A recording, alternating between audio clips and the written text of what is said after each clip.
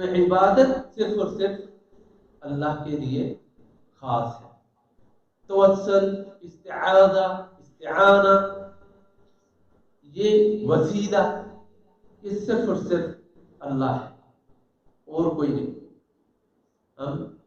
یہی تو مشرکین بھی کہتے تھے نا جب نبی صلی اللہ علیہ وسلم نے انہیں دعوت دی کہ لا الہ الا اللہ کہو اور یہ سب چھوڑ دو بتوں کی پوجا، تو انہوں نے بھی تو یہی اعتراض کیا تھا. انہوں نے یہی کہا تھا، دلیل انہوں نے یہی دی تھی کہ یہ تو ہمارے لیے اللہ کے قریب ہونے کا ذریعہ ہے. یقربونا الی اللہ، یہ تو ہمیں اللہ کے قریب کرتے ہیں. تو اس کا مطلب کہ ان کے دل میں یہ نہیں تھا کہ یہ حبل ہے، لات ہے، منات ہے. ان کے ذہن میں ان کا تقدس تھا.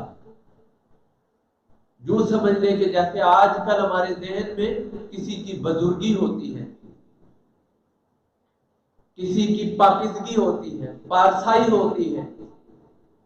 جتنے بھی مزارات پر ہم جاتے ہیں، دعا مانگتے ہیں، تو ہمارے ذہن میں کیا ہوتا ہے کہ یہ پارسا لوگ ہیں، پاکیزہ لوگ ہیں، اللہ کے قریب رہنے والے لوگ ہیں. تو وہ مشرکین جو تھے ان کے ذہن میں بھی یہی چیزیں تھیں کہ یہ تقرب والے لوگ ہیں، یعنی پہنچے ہوئے لوگ ہیں، لہذا ہم ان کے ذریعے سے اللہ تک پہنچیں. اگر وہ یہ ذہن رکھ کے کرتے تھے تو ہم کون سا ذہن رکھ کے کرتے؟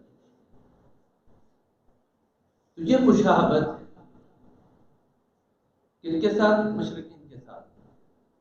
اس سے بچنا چاہیے. نبی صلی اللہ علیہ وسلم نے مشابہت بھی اختیار کرنے سے بچنے کا کہا.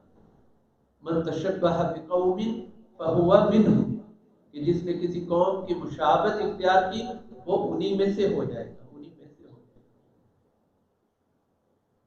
ٹھیک ہے، باقی چیزوں کو چھوڑ دیں، ہم کسی لمبی بحث میں نہیں پڑتے. اگر آپ یہ کرتے ہیں وسیلہ لے کے، تو مشرکین بھی تو یہی کہتے تھے اور وسیلہ لیتے تھے. تو مشابہت مشرکین کے ساتھ ہوئی یا نہیں ہوئی؟ کم از کم اس چیز کو تو مان لو، نبی صلی اللہ علیہ وسلم کی اس حدیث کو تو مان لو. مشابہت اختیار کرنا چھوڑ دو.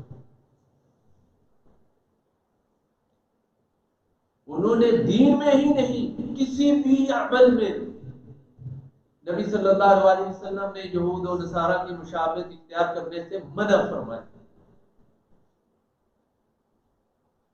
یہود و نصارہ جو ہے داڑھیاں رکھتے تھے اور مونچھیں لمبی کرتے تھے.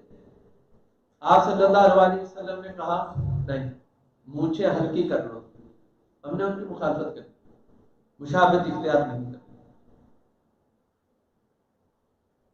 جہاں تک نبی صلی اللہ علیہ وسلم نے ہمیں بتایا،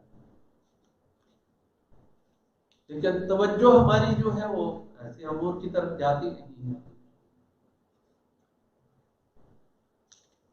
تو دعا بھی اگر ہم نے مانگنی ہے تو صرف اور صرف ایک اللہ سے. اور اس نے حکم بھی دیا ہے قرآن میں، ادعونی استجب لکم.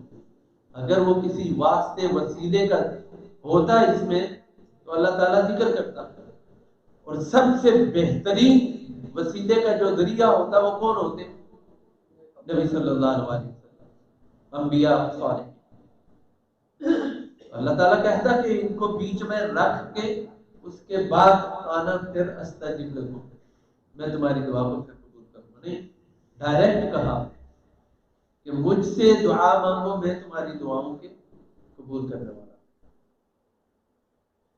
تو یاد رکھیے کہ دعا اور اس کے علاوہ عبادت کی جتنی بھی اقسام ہیں وہ صرف اور صرف ایک الہ اللہ کے لیے خاص ہے.